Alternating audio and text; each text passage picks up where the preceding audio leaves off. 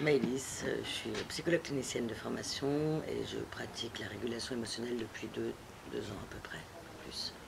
Pour moi, la régulation émotionnelle, c'est une révolution. C'est-à-dire que je me suis formée en psychologie parce que mon objectif, c'était d'aider les personnes à se sentir mieux, à ne plus être embarquées dans leurs émotions, à péter des câbles, à déprimer. Donc je suis sortie des cours de psycho et je me suis rendu compte que je pouvais peut-être faire des diagnostics, mais en aucun cas je pouvais aider les gens à aller mieux. Donc j'ai commencé à me former, j'ai fait de l'hypnose, de la thérapie stratégique, j'ai fait de la thérapie systémique, plein d'approches qui apportaient certains résultats, mais j'étais vraiment pas satisfaite. C'est-à-dire que souvent les gens sortaient de mon bureau, ils allaient beaucoup mieux, ils comprenaient mieux ce qui se passait, mais dès qu'ils se retrouvaient confrontés à la situation anxiogène, une fois sur deux, ça recommençait, les angoisses remontaient et c'était présent. Donc je faisais un travail où j'avais des patients qui restaient avec moi pendant des années, mais pour moi, je ne pouvais pas parler de psychothérapie si les personnes restaient avec moi pendant des années. Donc c'est pour ça que j'ai continué à chercher et que je suis tombée un peu par hasard sur cette approche voilà, qu'est la régulation émotionnelle. Et pour moi, c'est la substance active de la thérapie. C'est-à-dire qu'en y repensant, j'ai fait des séances qui ont très bien fonctionné.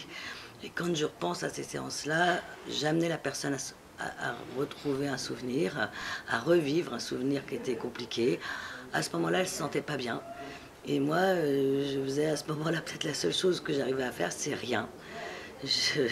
J'attendais, je me disais, ben, laisse-la au moins, elle vit ça, elle n'est pas toute seule, tu es à côté d'elle. Et du coup, ben, souvent, ça se calmait, et puis après, ça allait beaucoup mieux. La fois d'après, elle me disait, ça c'est réglé, ça y est, j'ai réglé ce truc-là. Et en y repensant, je pense vraiment que, sans faire exprès, je l'amenais à revivre l'instant, et en ne faisant rien, à laisser les sensations évoluer jusqu'à ce qu'elles s'apaisent, quoi. Pour moi, ce qu'il y a d'essentiel dans cette approche-là, c'est que cette capacité naturelle, nous l'avons tous. Et qu'en fait, même, elle s'est déjà activée en nous peut-être des dizaines de fois. Et on s'en est pas rendu compte. On avait quelque chose qui déclenchait une angoisse. On n'avait pas le choix, on était obligé de faire cette situation. On était obligé de s'y confronter. Du coup, on est resté coincé avec cette sensation pendant pas mal de temps. On a essayé de faire ce qu'on pouvait. Et puis cette sensation, elle s'est calmée, quoi. Donc moi, mon objectif, quand quelqu'un vient me voir en me disant j'ai une phobie dans les transports, c'est que non seulement quand elles sortent de la séance, cette phobie-là, ces sensations désagréables quand elle était confrontée au transport, elles disparaissent définitivement, mais surtout qu'elle a compris que ce qu'on a fait, elle peut le faire dans d'autres situations. Et que si elle s'énerve sur une situation et que ça sert à rien de s'énerver, en fait, là, elle est en perturbation émotionnelle. Et si elle ferme les yeux, elle verra qu'elle a des sensations qu'elle laisse évoluer et qui vont disparaître après. Donc, pour moi, ce qui est d'important, c'est qu'un praticien, il est d'abord pédagogue. Et que l'objectif est que les personnes se rendent compte qu'elles ne sont pas chiantes, qu'elles ne sont pas anxieuses, qu'elles ne sont pas déprimées. Que face à certaines situations, se déclenchent ces sensations et que celles-là, même si ça fait 20 ans qu'elles n'ont jamais réussi à les désactiver, elles peuvent les désactiver. C'est possible ça. Et du coup, ben, on sort de cette étiquette je suis déprimée à quelque chose, je suis pas tout le temps envahie par cette sensation-là. Je pense vraiment que bah, tout le monde l'a, et tout le monde peut l'activer, ça c'est sûr.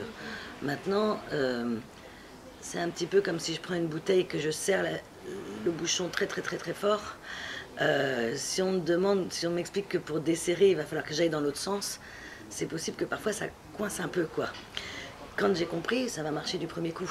Mais si moi, quand j'ai un état où je me sens pas bien, je me mets à réfléchir et je me mets à penser, à me dire allez prendre la distance et prendre du recul, c'est difficile pour moi de me dire fais exactement le contraire. Arrête de penser, arrête de te rassurer, arrête de te dire allez, prends sur toi, etc. Ferme les yeux, observe ce qui se passe dans ton corps. C'est tellement à l'opposé de ce que j'ai fait habituellement qu'il est possible qu'il me faille un tout petit peu de temps pour comprendre que c'est l'exact opposé qu'il faut que je fasse. Donc je pense que là où on n'est pas tous égaux, c'est est-ce que est-ce que je peux envisager qu'il est possible de faire autre chose que ce que j'ai toujours vu que les gens faisaient. Elle a changé mon métier complètement parce que je fais plus du tout le même travail, quoi. J'envisage au maximum, j'envisage pas une séance d'accompagnement d'une personne sans qu'à un moment ou un autre, on ait fait une régulation. Non seulement ça va lui faire du bien de me parler, mais c'est important quand même que le problème soit traité. Et surtout, j'essaie au maximum de commencer par la régulation, parce que ce que disent les gens après sur leurs problèmes est complètement différent. Ils ont une vision, mais complètement différente de leurs difficultés. Et en fait, le cerveau s'est remis à penser. Il est plus coincé, et en fait, à ce moment-là, moi, j'apprends des choses. Quand je discute avec les gens, là, ils sont redevenus libres, et ce qu'ils ont d'unique, ben là, à ce moment-là, ils peuvent me le communiquer, quoi.